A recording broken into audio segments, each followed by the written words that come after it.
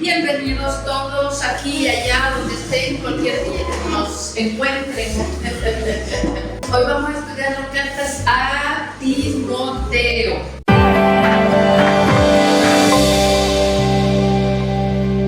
Dios te salve María, llena de gracia, el Señor es contigo. Bendita tú eres entre todas las mujeres y bendito es el fruto de tu vientre, Jesús. Santa María, Madre de Dios, ruega por nosotros pecadores, ahora y en la hora de nuestra muerte. Amén. San Gabriel, Ruega por nosotros. San Pablo, Ruega por nosotros. bienvenidos todos aquí y allá, donde estén, cualquier día que nos encuentren, donde nos encontremos. Hoy vamos a estudiar las cartas a Timoteo. Y como siempre vamos a empezar con las notas de nuestro libro de lecciones bíblicas. Primero habla de las cartas pastorales, porque recordemos la clasificación de las cartas de San Pablo. Estas son cartas pastorales, las dos a Timoteo y una a Tito. Ya se ve la diferencia en que ya no escribe a comunidades, sino que le escribe a personas, a sus amigos, aunque como podemos ver la estructura de la carta también siguen abordando los mismos problemas de otras comunidades, ¿verdad? Y en la explicación de las cartas pastorales dice, también se le llaman eclesiales, se llaman así por la insistencia que el apóstol pone en la responsabilidad personal y en las funciones públicas que debe de tener todo ministro de Jesucristo, dedicado a guardar, guiar y alimentar a las ovejas de las iglesias locales. Las cartas pastorales son 4, 2 a Timoteo, 1 a Tito y otra a Filemón, que han sido discípulos suyos. Y ahora voy a leer algunas explicaciones de las cartas pastorales que encontramos en nuestra Biblia.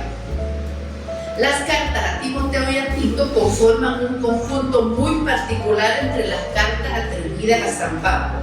Los destinatarios de las cartas a Tito y Timoteo son colaboradores de Pablo. Con toda posibilidad fueron escritas principalmente para ser usadas en comunidades que ellos tenían a su cargo. Mantenemos, por tanto, la autenticidad paulina de esas cartas, pero no con eso ignoramos las dificultades surgidas del vocabulario y del estilo. Si Pablo las firmó y en parte dictó, hay que admitir que el secretario tuvo una gran parte en su redacción. Algunos indicios sugieren que tal redactor pudo ser Lucas y no Timoteo, como se nombraba en 2 de Corintios. El clima de estas 3 cartas indica que fueron escritas en un tiempo en que no había persecuciones. Por tanto, debemos elegir o antes del 64 o después del 80. Si fuera después del 80, estas cartas no serían de San Pablo. En algunas condiciones, la carta a Tito y la primera a Timoteo solo pueden situarse en las semanas que preceden o siguen al encuentro del milenio, probablemente en el año 58. Estamos hablando de la carta a Tito y de la primera a Timoteo. De la segunda a Timoteo podría ser del fin del mismo año, cuando Pablo esperaba su primer invierno en cautividad, porque luego le dice a Timoteo, ¿verdad?, que le lleve un abrigo. Sin duda estaba esperando su primer invierno en prisión. Las comunidades habían crecido y necesitaban responsables que realmente lo fueran. Por eso en esta carta vemos muchos requisitos para los obispos, para los presbíteros, para los diáconos y también para la comunidad cristiana. Aquí también nos exige fuerte a las mujeres. Las asambleas deberían proporcionar una enseñanza adaptada a las necesidades de cada cual. Se sigue esperando la venida de Cristo, pero se sabe también que nada dura tanto como lo provisorio y se trata ahora no tanto de anunciar el Evangelio como de dar el ejemplo de una vida renovada, útil y capaz de inspirar. Creo que este dato nos sirve a nosotros, ¿verdad? Que llevemos una vida renovada, útil y capaz de inspirar, que demos un buen testimonio. Vamos a la primera carta de San Pablo a Timoteo. Timoteo aparece por primera vez en Hechos 16. Posiblemente fue convertido por San Pablo en su primera misión a Galacia. El apóstol lo llama verdadero hijo en la fe, amado hijo. Su madre, Eunice, era judía, quien lo educó principalmente, y su padre era griego. Su abuela era Loide, luego la menciona también dentro del texto de la carta, y le dice, ¿verdad?, que de ellas ha recibido la enseñanza y la fe. Y bueno, vamos a dejarlo acá y entramos ya directamente a la primera carta de San Pablo a Timoteo. Notas de la primera carta en nuestra Biblia. La organización de la iglesia se apoyaba entonces en dos tipos de ministerios. El primero, del cual Timoteo y Tito son los ejemplos, prolongaba la misión de los apóstoles y gozaba de la autoridad apostólica. Los otros estaban ligados a la comunidad que los había presentado para ejercer su cargo. Muy bien, la elección de los responsables de la iglesia no es el único objetivo de esta carta. A lo largo de esas páginas se leerán orientaciones para la vida de las comunidades cristianas que deben aprender a perseverar. Se insiste también en la fidelidad a la tradición de los apóstoles, porque cuando vemos en el guión, ¿verdad?, falsos doctores, es porque están enseñando doctrinas erróneas que vienen todavía de la gran cercanía que tienen ellos, tanto con los judíos como con los griegos. Entonces están ahí como tratando de adaptar el cristianismo a sus costumbres. Sí. Entonces, por eso es que se insiste mucho en estas dos cartas. Como apunte gracioso, les cuento que Timoteo es patrono de las enfermedades estomacales e intestinales, porque nos vamos a ver en la carta que le dice, ¿verdad?, que no tome agua, que tome vino, porque padece mucho del estómago. Y en esa época el agua no era purificada, el agua era lo que más mataba en algunas épocas de la historia. Por eso fue que empezaron a fermentarla y a tratar de matarle todos los bichos que traían, todos los gérmenes. Muy bien, ¿verdad? Ya sabemos, cuando nos duele el estómago o estemos mal del intestino, le pedimos a San Timoteo. Con una copa de vino. Con una copa de vino blanco, por favor, semidulce. Muy bien, empezamos capítulo 1, versículo 1, como siempre, con el saludo. Pablo, apóstol de Cristo Jesús, por mandato de Dios nuestro Salvador y de Cristo Jesús nuestra esperanza, a Timoteo, verdadero hijo mío en la fe. Recibe gracia, misericordia y paz de Dios Padre y de Cristo Jesús nuestro Señor. Ya hace varias semanas que lo hicimos a propósito de saludar así, ¿nos hemos vuelto a acordar? Bueno, volvemos a hacer el propósito. Muy bien, y entra ya en el cuerpo de la carta hablando de los peligros de los falsos doctores. En mi Biblia dice peligro de los falsos maestros. Versículo 3.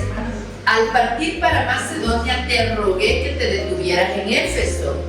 ¿Se acuerdan que en Éfeso pasaron 2 horas ellos gritando Artemisa es la gran diosa de los griegos, o sea que de los efesios? O sea que no era tan sencilla esta comunidad. Y San Pablo confiaba tanto en Timoteo que lo dejó ahí para organizarla. Entonces es una gran figura la de Timoteo. Está muy joven cuando él escribe y también le dice, ¿verdad?, que su testimonio, su vida sea tan fuerte para que los ancianos le respeten y que no se deje faltar respeto debido a su juventud. Bueno, versículo 3. Al partir para Macedonia te rogué que te detuvieras en Éfeso. Debías advertir a algunos que no cambiaran la doctrina, ni se metieran en leyendas y recuentos interminables de ángeles. Esas cosas alimentan discusiones, pero no sirven para la obra de Dios, que es cuestión de fe. Este es un gran mensaje para todos, ¿verdad? No alimentar discusiones que no tienen nada que ver con nuestra fe. Versículo 5. El fin de nuestra predicación es el amor que procede de una mente limpia, de una conciencia recta y de una fe sincera. Este es un gran propósito para nuestro día a día, ¿verdad? Tener una mente limpia, una conciencia recta y una fe sincera. Y luego en el versículo 8 ya entra a hablarnos de la función de la verdadera ley. Capítulo 1, versículo 8. Ya sabemos que la ley es buena siempre que tengamos presente su finalidad. La ley no fue instituida para los justos, sino para la gente sin ley, para los rebeldes, impíos y pecadores, para los parricidas y asesinos, para los libertinos, los que tienen relaciones homosexuales, los traficantes en seres humanos, los mentirosos y los que juran en falso. Habría que añadir todos los demás pecados que van en contra de la sana doctrina. Es claro para nosotros en esta época, ¿verdad? La ley en realidad no oprime a los que vivimos de acuerdo a ella, sino es para castigar, para frenar a los que viven en contra de la ley o fuera de la ley, infringiendo la ley. Luego vamos al versículo 15. Está hablando San Pablo, ¿verdad? Y dice: siendo yo en un comienzo un adversario, un perseguidor y un violento, el que me perdonó porque obraba de buena fe cuando me negaba a creer. Está hablando, ¿verdad?, de cómo Jesús lo perdonó porque actuaba de buena fe. Ciertamente nosotros podemos llevar una investigación, una relación indebida, pero si estamos actuando de buena fe, antes o después nos vamos a dar cuenta del error y vamos a rectificar.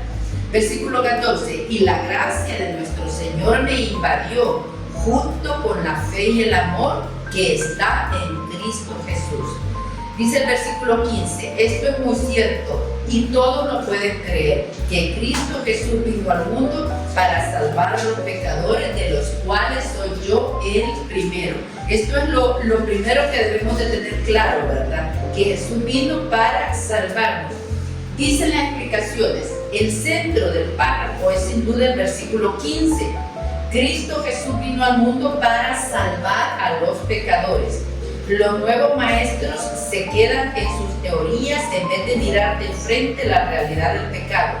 Y es la realidad de nuestro pecado lo que hace que la gracia de Dios sea una gracia y nuestra una salvación, o sea, un favor, ¿verdad? Un regalo.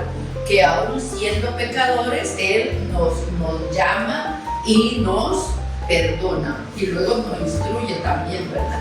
En el versículo 17, el otro día escribí la palabra doxología en la pizarra. ¿Quién recuerda qué significa? Alabanza. ¡Oh, wow! Muy bien. El versículo 17 es una doxología. Al Rey de los siglos, al Dios único que vive más allá del tiempo y de lo que se ve, honor y gloria por los siglos de los siglos. Amén, ¿verdad? Una hermosa alabanza. Y seguimos con el versículo 18. Al darte estas recomendaciones, Timoteo, hijo mío, pienso en los profetas que fueron, en las profecías que fueron pronunciadas sobre ti, que ellas te guíen en el buen combate que debes realizar. Versículo 19. Conserva la fe y la buena conciencia. Vean que le está hablando a Timoteo como dirigente de una iglesia, pero estos consejos nos sirven a nosotros, así tan sencillo. Conserva la fe. La fe es un don gratuito. Entonces, conserva la fe, conserva lo que ha recibido y la buena conciencia. ¿Cómo fortalecemos nuestra fe? Fortaleciendo nuestra conciencia. ¿Quién se acuerda cuál es la definición de conciencia? Son los juicios de la razón acerca de la bondad o maldad de los actos que realizamos. Entonces, para nosotros tener un dato claro de qué es bueno y qué es malo, lo que tenemos que hacer es fortalecer la conciencia. Uno, lo que nosotros estamos haciendo hoy, conociendo más la Escritura. Esto nos dice la bondad y maldad de los actos.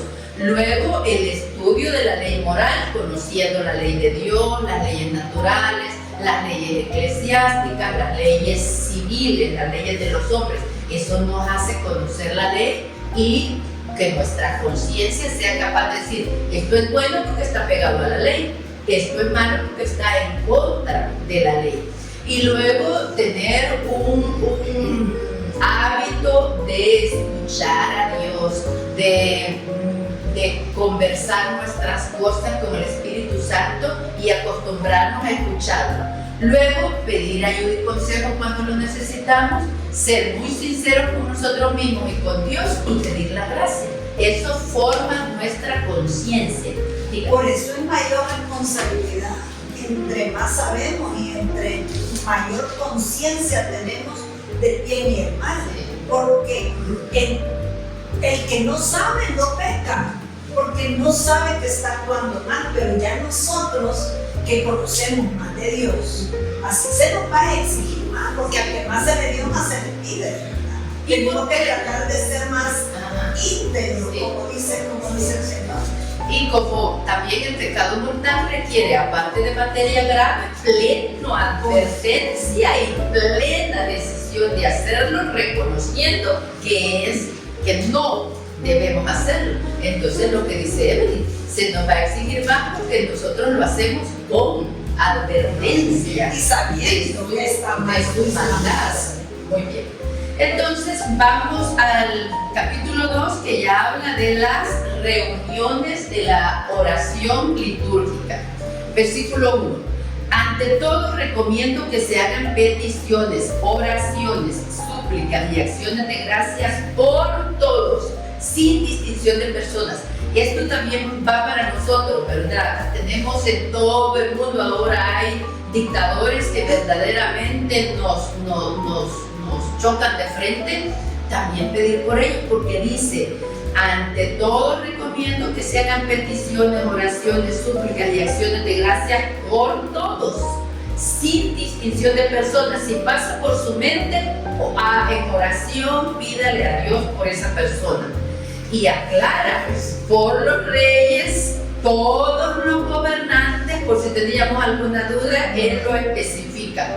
Versículo 2, por los reyes y todos los gobernantes, para que podamos llevar una vida tranquila y en paz, con toda piedad y dignidad. Vean, él también se enfoca en esto, ¿verdad? Que llevemos una vida digna de lo que somos, hijos de Dios. Y sí, hay en el mundo dictaduras que de verdad impiden que sus ciudadanos vivan la dignidad de hijos de Dios. Vamos a continuar ahí el versículo 3. Esto es bueno y agrada a Dios nuestro Salvador, que pidamos por todas las personas. Obviamente, si una persona que nosotros somos realmente conscientes que hace mucho mal, obviamente vamos a pedir por su conversión. Versículo 4. Pues Él quiere que todos los hombres se salven y lleguen al conocimiento de la verdad. Eso es lo que Dios quiere, la conversión y la salvación absolutamente de todos sus hijos. Vamos al versículo 8, que ya nos empieza a hablar ya, como son cartas cortitas, ¿verdad? Por eso vamos pronto entrando a los diversos temas.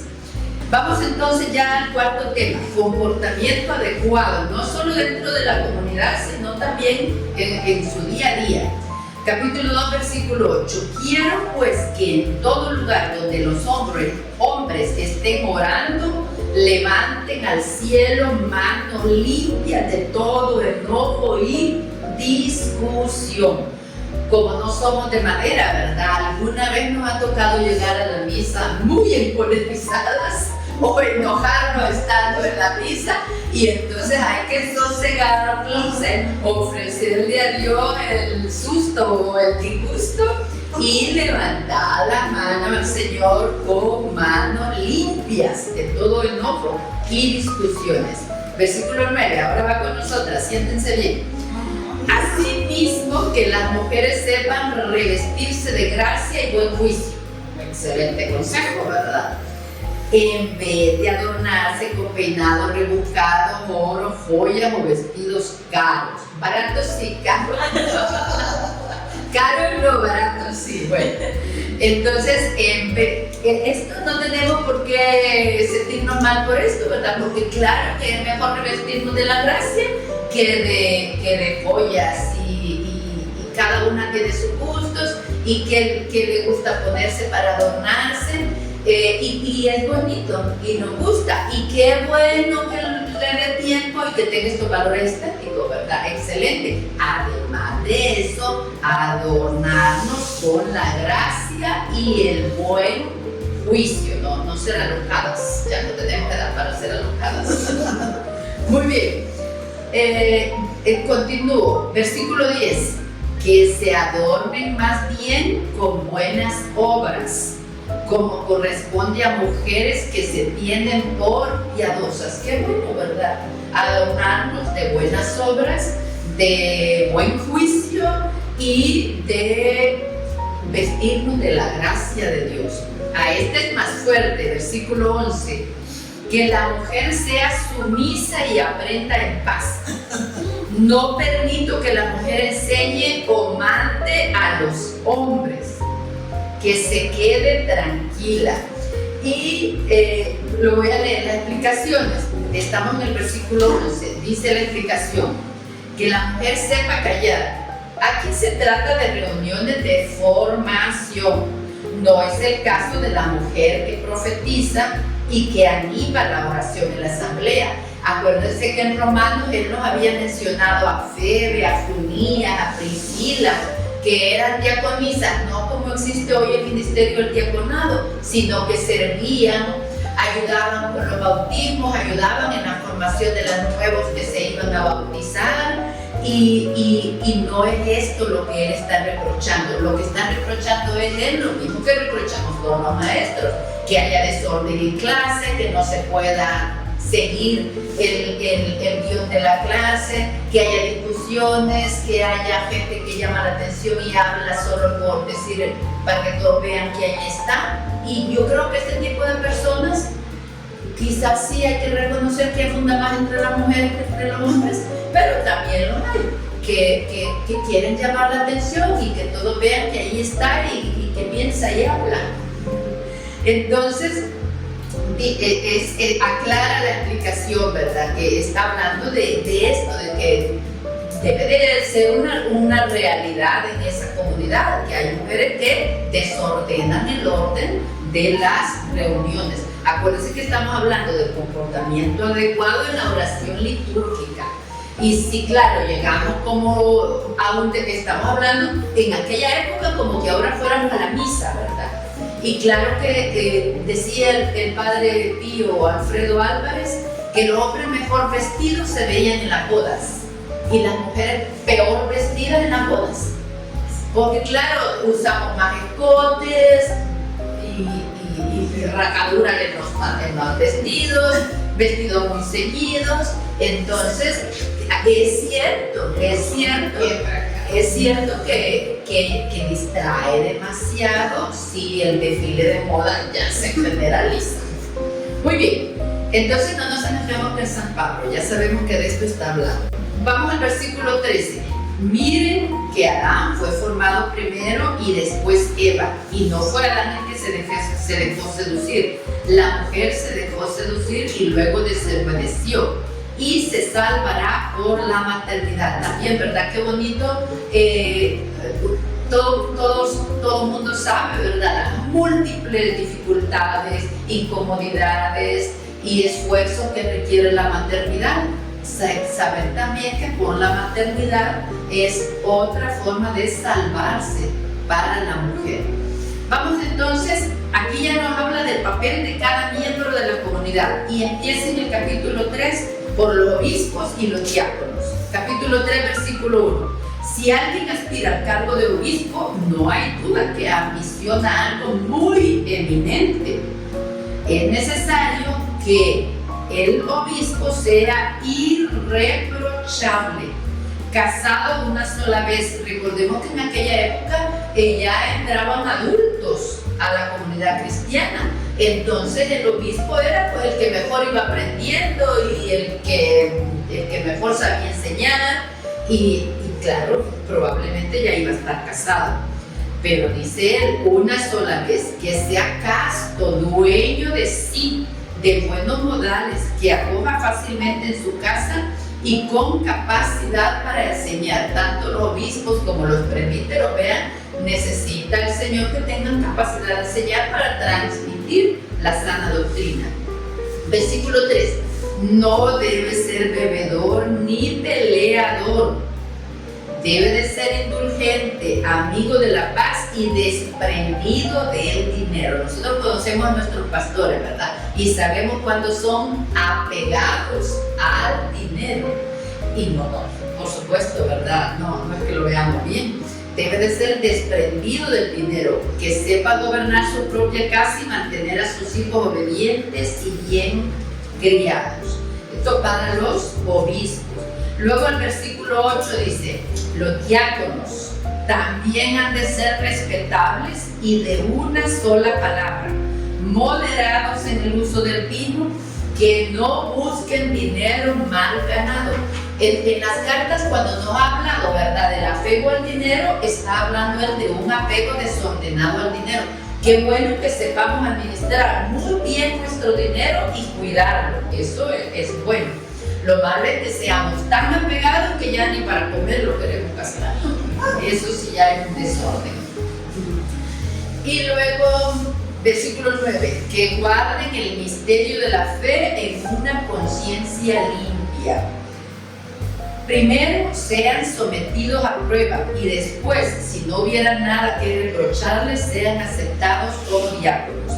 Vamos con las mujeres. Las mujeres igualmente sean respetables, no chismosas, sino serias y dignas de confianza.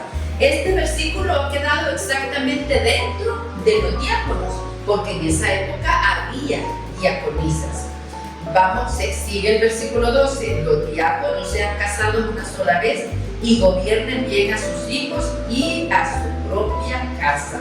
Y como les decía antes, ¿verdad? Sí había diaconisas que se dedicaban a ayudar a la preparación del bautismo, a visitar a los enfermos y en distintos servicios de las comunidades, pero no era un magisterio como existe hoy. Vamos al versículo 4, capítulo 4. Todo lo que Dios ha creado es bueno y no hay por qué rechazar un alimento que se toma dando gracia a Dios. Es santificado por la palabra de Dios y la oración. Y en el versículo 7 insiste, ¿verdad? Rechaza las fábulas esotéricas, verdaderos cuentos y dedícate a la piedad como a tu deporte. La ascesis corporal no es de mucha utilidad, la piedad en cambio es útil fuera de toda discusión. San Pablo con frecuencia nos pone ese tipo de ejemplos deportivos, ¿verdad? Porque el deportista hace grandes esfuerzos, los deportistas profesionales entrenan todos los días, muchas horas.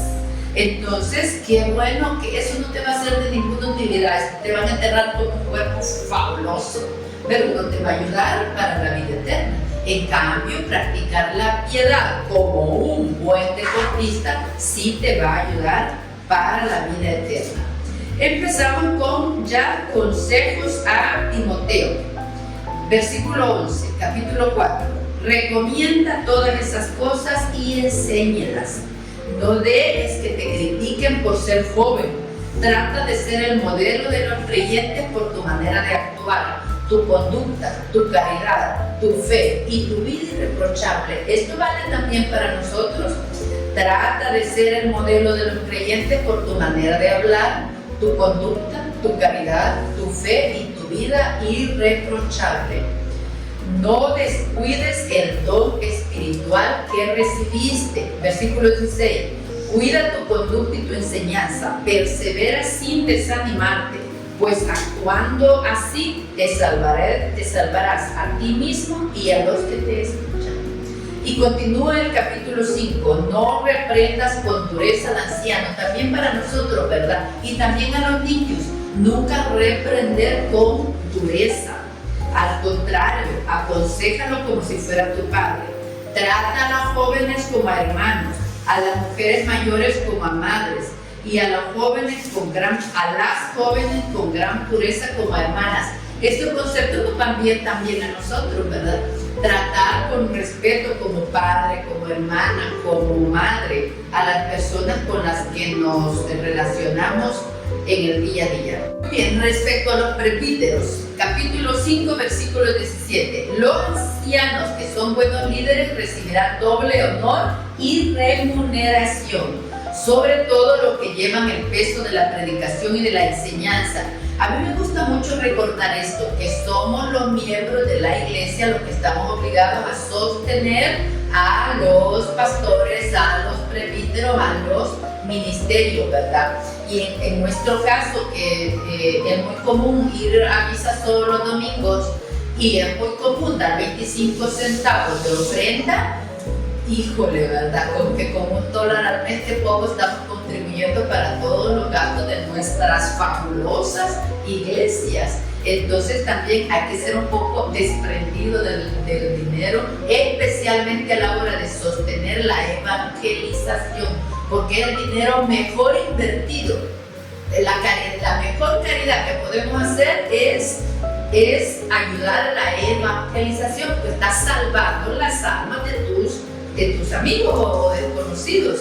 Pero que a mí me gusta insistir en eso, que seamos descendientes de Abel, ¿verdad? Que dio lo mejor de su cosecha y no darle a Dios lo peor de nuestra cosecha o lo mínimo, que seamos generosos. Eso nos lo dijo San Pablo en otras cartas. Muy bien, en el mismo capítulo 5, versículo 21, te pido insistentemente ante Dios, Cristo Jesús y los santos ángeles que observe esta regla con imparcialidad, que sea igual con todo, ¿verdad? Con mujeres, con niños, con ancianos, que los trate con imparcialidad, sin hacer diferencia. No impongas a nadie las manos a la ligera, pues te harías cómplice de los pecados de otro. A veces nos acercamos a la iglesia antes de habernos convertido, antes de habernos limpiado. Entonces por eso le dice, ¿verdad?, que tenga cuidado con esto. Versículo 24, consérvate sin mancha. Hay personas cuyos pecados son notorios antes de cualquier investigación, los de otros en cambio solo después. O sea, no todos los pecados son evidentes. Entonces por eso le dice que sea precavido al imponer las manos. Del mismo modo, las buenas acciones son notorias y otras tardan en descubrirse. Voy a leer el versículo 23 porque es el que nos gusta. 5:23, no sigas bebiendo agua sola. Toma un poco de vino a causa de tu estómago y tu fuerte malestar. En un poco, quiere decir una onza, ¿verdad? Con el remedio. Y luego en el capítulo 6 también da directrices para los esclavos cristianos. Los que están bajo el yugo de la esclavitud procuren ser muy respetuosos con sus amos. Y los que tienen amos cristianos no deben perderles el respeto bajo el pretexto de que son hermanos. Al contrario, sírvanos mejor. Y luego nos habla directamente del amor al dinero. Esto es lo que debe enseñar a inculcar. Si alguno enseña de otra forma y no se atiene a las palabras auténticas, que son las de Cristo Jesús, nuestro Señor, a la enseñanza que honra a Dios, está cegado y no entiende nada.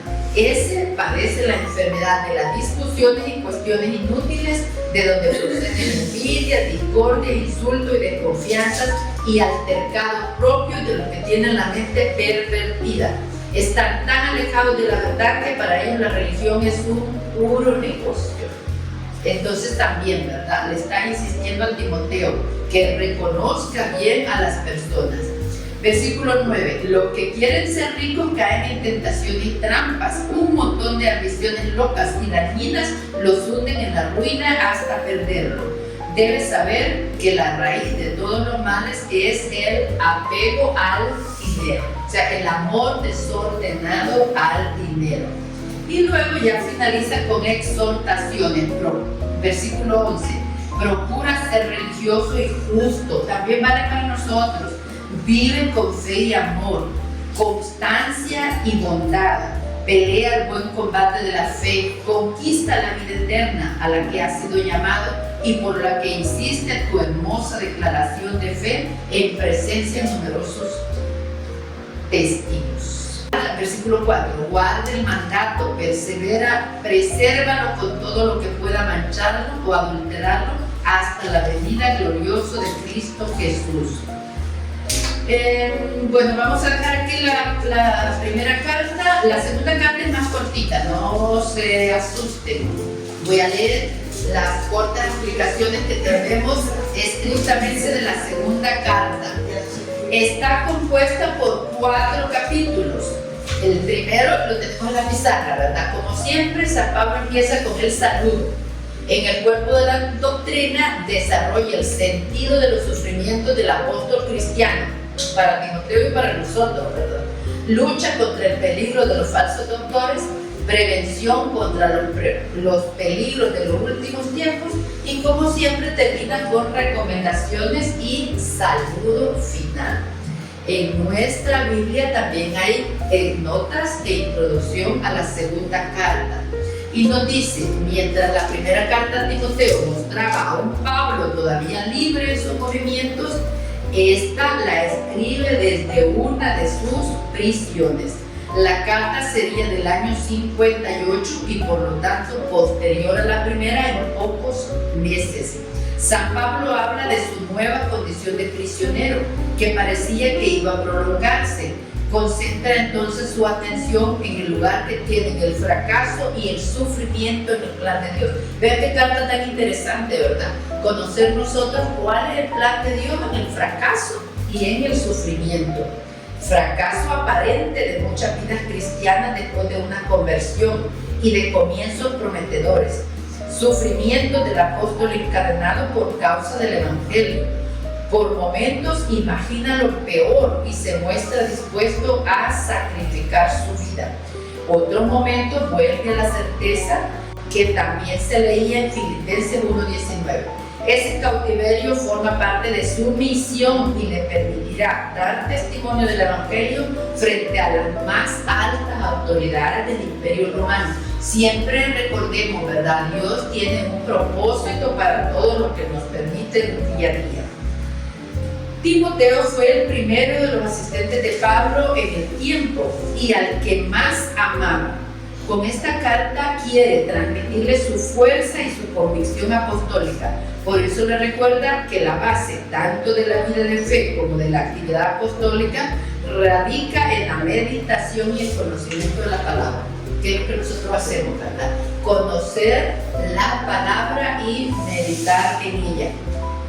Ya tenemos varios meses, bueno, ya estamos cumpliendo un año.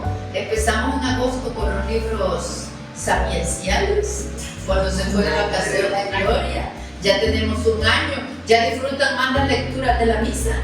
Claro. ¿Verdad? ¿Las ubican mejor?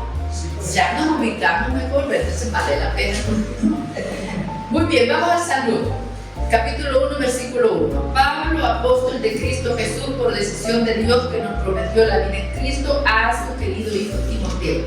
Vengan sobre ti de Dios Padre y de Cristo Jesús nuestro Señor la gracia, la misericordia y la paz. Se me ocurre que deberíamos de poner de moda la cursilería, ¿verdad? Ser más cursi para saludar, quiero decir más amoroso. Porque ¿a qué le decimos cursi? A lo que es muy dulce, muy tierno, muy amoroso. Yo creo que deberíamos de volverlo a poner de moda con los seres queridos, ¿no? Sí, porque los poderes son bien fuertes. Los 3 letras, quiero mucho. Es más, una TQM. o una ya está. Sí, entonces sí, nosotros pongamos de moda los saludos cursis. Muy bien, pues vamos. Dios no nos dio un espíritu de timidez, se titula ya el primer tema. Versículo 3, doy gracias a Dios a quien sirvo con conciencia limpia. Como mis antepasados, cuando constantemente te recuerdo en mis oraciones día y noche. Qué bonito, ¿verdad? Cuando amamos a las recordamos día y noche. Y esto nos pasa en los ministerios o en los grupos de oración, que llegamos a amarnos como verdaderos hermanos en la fe. Versículo 4, al acordarme de tus lágrimas, siento un gran deseo de verte para llenarme de alegría. Recuerdo tu fe sincera, así era tu abuela Loide y tu madre Eunice, y estoy convencido que las recibiste de ellas. Qué hermoso, ¿verdad? Que nosotros podamos decir, yo recibí la fe de mi abuelo, yo recibí la fe de mi papá, o de la madre y la abuela, como en el caso de Timoteo, ¿verdad? Versículo 6, por eso te invito a que reavives el don de Dios que recibiste por la imposición de mis manos. Porque Dios no nos dio un espíritu de timidez, sino un espíritu de fortaleza, de amor y de buen juicio. Desde luego que la fortaleza es una virtud que se necesita para ser apóstol, ¿verdad? Para ser ministro, para llevar la palabra. Entonces, qué bueno que la pidamos. No te avergüences pues del testimonio acerca del Señor, ni de mí al verme preso. Aquí se queja de soledad San Pablo, ¿verdad? Porque bien había habido algunos que, porque como estaba preso, se avergonzaban y se retiraban. Versículo 9, Él nos ha salvado y nos ha llamado para una vocación santa, no como premio a nuestros méritos, sino gratuitamente y por iniciativa propia. También cuando nosotros, ¿verdad?, nos llaman a un servicio, también tener en cuenta que no es por mérito propio, sino por iniciativa gratuita de Dios. Esta llamada que nos concedió en Cristo Jesús desde la eternidad acaba de manifestarse ahora como la aparición de Cristo Jesús, nuestro Salvador, que ha destruido la muerte y ha hecho resplandecer en su evangelio la vida y la inmortalidad. Versículo 11, este es el mensaje para el que fui hecho predicador, apóstol y maestro. Pero no me avergüenzo porque sé en quién he puesto toda mi confianza. Ya está prisionero, ¿verdad? Y se da ánimo a sí mismo escribiéndole a Timoteo, ¿verdad? Sé en quién he puesto mi confianza. Ya en el capítulo 2 empieza con el sentido del sufrimiento. En cuanto a ti, hijo, que tu fuerza sea la gracia que tienes en Cristo Jesús. Cuanto has aprendido de mí, confirmado con numerosos testigos, confíalo a personas que merezcan confianza y que puedan instruir después a otros en la iglesia. Esto es bien importante, ¿verdad? Que podamos instruirnos unos a otros.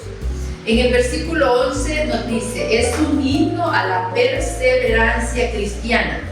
Una cosa es cierto, si hemos muerto con Él, también viviremos con Él. Si sufrimos pacientemente con Él, también reinaremos con Él. Si lo negamos, también Él nos negará. Si somos infieles, Él permanece fiel, pues no puede desmentirse a sí mismo. Y aquí hace mucho énfasis, ¿verdad?, en la fidelidad de Dios. Ya en el versículo 14 empieza ya a desarrollar la lucha contra el peligro de falsos doctores o falsos maestros, como lo veíamos en la carta anterior.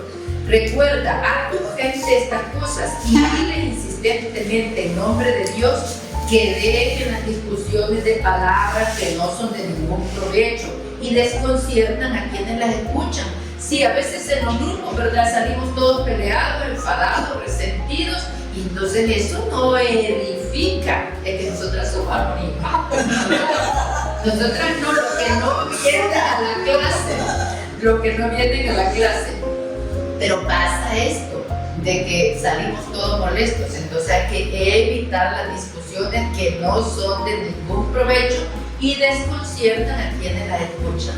Versículo 16, no participes en conversaciones inútiles y extrañas a la fe que solamente hacen progresar la impiedad. Es un consejo de actualidad. No participes en conversaciones inútiles.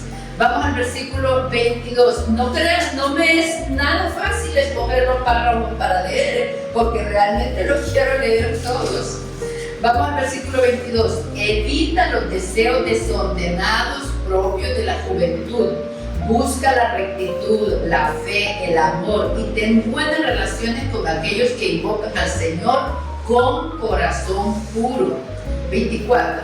Un servidor del Señor no debe ser peleador, sino comprensivo con todos, buen pedagogo, paciente en las incomprensiones y reprender a los rebeldes con dulzura. No es fácil reprender a los rebeldes con dulzura. Y vamos al capítulo 3. Hay que saber que en los últimos días, ya estamos en el siguiente punto, ¿verdad? Peligro de los últimos tiempos. Hay que saber que en los últimos días vendrán momentos difíciles. Los hombres serán egoístas. A ver si conocemos a alguna persona con estas cualidades, ¿verdad? Los hombres y las mujeres, porque aquí estamos hablando, voy a decir las personas. Las personas serán egoístas, amantes del dinero, farsantes, orgullosos, chismosos, rebeldes con sus padres, ingratos, sin respeto a la religión. No tendrán cariño ni sabrán perdonar. Serán calumniadores, desenfrenados, crueles, enemigos del bien, traidores, sinvergüenzas, llenos de orgullo, más amigos de los placeres que de Dios. Ostentarán apariencias de piedad, pero rechazarán sus exigencias. Evita a esa gente. Así de sencillo. No le dice ve y conviértelos. No le dice ve a atraerlos y a nosotras tampoco, ¿verdad? Dice evita a esa gente porque todavía no están preparados para el mensaje de Jesús. Vamos al versículo 14, capítulo 3. Tú, hablando con nosotras, en cambio, quédate con lo que has aprendido y lo que estás seguro, sabiendo de quiénes lo recibiste. Versículo 16. Toda escritura está inspirada por Dios y es útil para enseñar, rebatir, corregir y guiar en el bien. Así el hombre de Dios se hace un experto y queda preparado para todo trabajo bueno. Continúa el capítulo 4. Te ruego delante de Dios y de Cristo Jesús, juez de vivos y muertos, que ha de venir y reinar, y te digo, predica la palabra, insiste a tiempo y a destiempo, rebatiendo, reprendiendo, aconsejando, siempre con paciencia y dejando una enseñanza. Y ya para terminar voy a leer el versículo 5, capítulo 4. Por eso debes estar siempre alerta, supera las dificultades, dedícate a tu trabajo de evangelizador, cumple bien tu ministerio. En cuanto a mí, estoy a punto de sacrificar mi vida y se acerca el momento de mi partida. ¿Cuántos años estuvo prisionero, verdad? Y él en la primera prisión pensaba que ya ahí iba a perecer. Versículo 7. He combatido el buen combate, he terminado mi carrera, he guardado lo que me confiaron, solo me queda recibir la corona de toda vida santa con la que me premiará aquel día el Señor, juez justo. A mí me gusta mucho usar estos versos para las condolencias, ¿verdad? Es muy bonito porque conocemos personas que han corrido la carrera, han peleado el buen combate y ya solo le queda recibir del Señor la gloria. Y ya en el capítulo 4, versículo 9, empiezan últimas recomendaciones. Apresura, y ya aquí le comenta, ¿verdad?, que lo está esperando, que se apresure, que lo han dejado solo, y se queja de que lo han traicionado también. Y al final, en el capítulo 19, ya da los saludos y se despide. El Señor sea contigo y la gracia sea con ustedes y con nosotros. Bueno, pues muchísimas gracias. Nos vemos el próximo día. Santa María Esperanza, nuestra esclava del Señor. Ruega por nosotros.